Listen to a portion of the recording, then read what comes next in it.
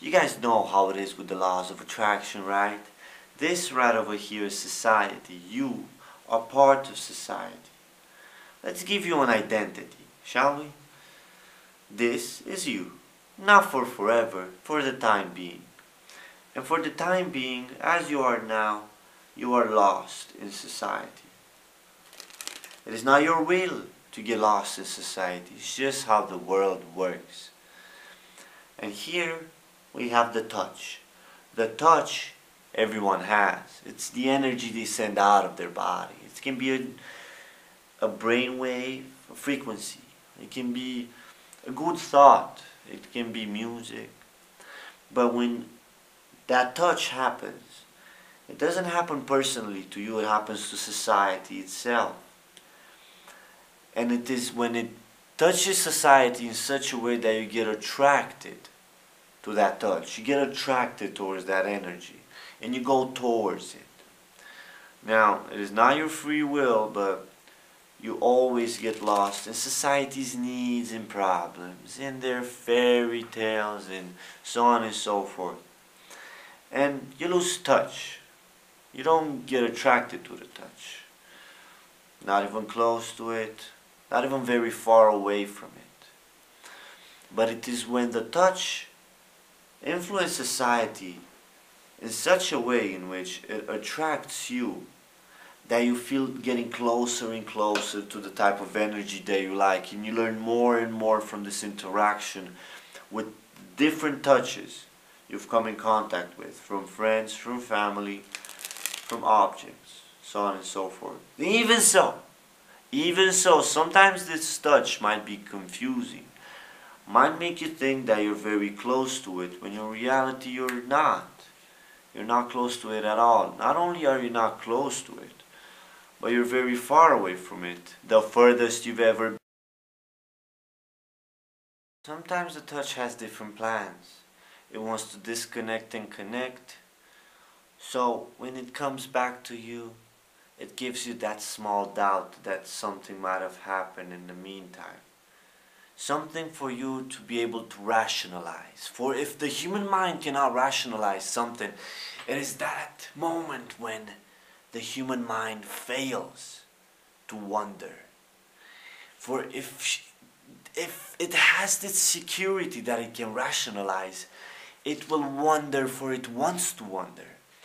But if it cannot rationalize something, it gets lost in confusion, in the idea that this is impossible.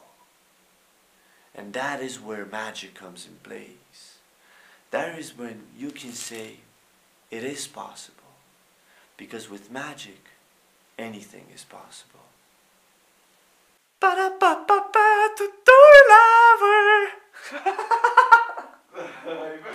This is quite easy. It's an ambitious routine. It's an ambitious routine with philosophy behind it. I start off with a double lift. I put that card in the middle. And then I want the card to be again second from the top. So what I do now is I execute a double lift to show that the card is not on top. And then I move it to my right hand. And I flip the next card over and I drop that on top of the selection. The selection is right over here. So when I show it that it's not on top, not second from the top, what I've actually done is move the selection two cards. Oh, one card underneath the top card. So now I can execute, wow, that was a horrible double lift. Now I can execute a double lift and continue with the routine.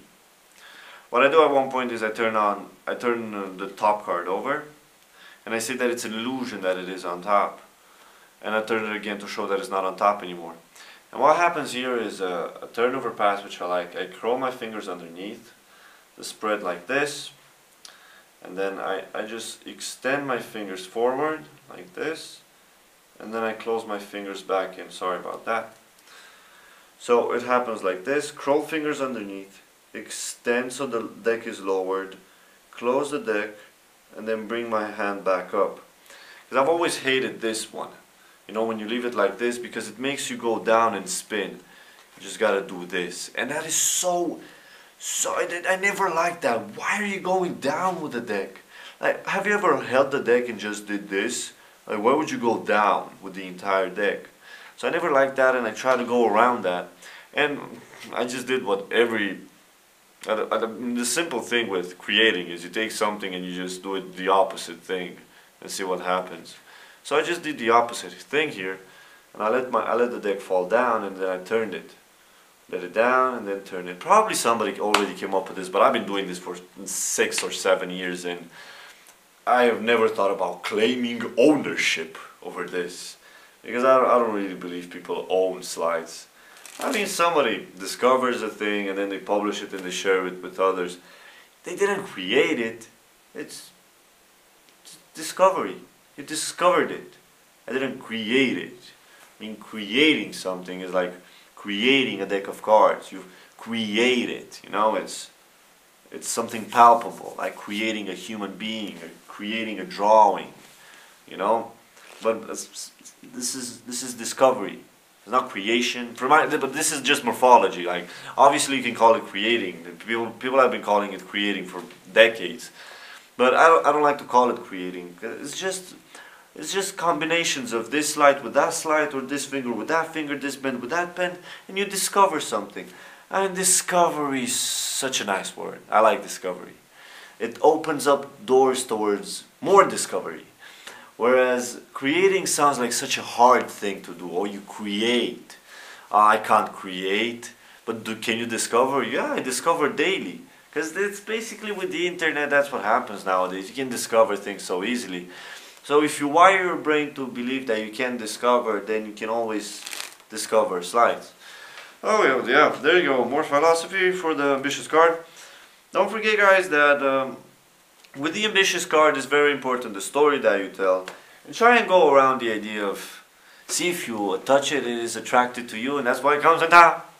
Or this thing I use with I feel like you're an ambitious person, so your card takes a bit of your emotion as well.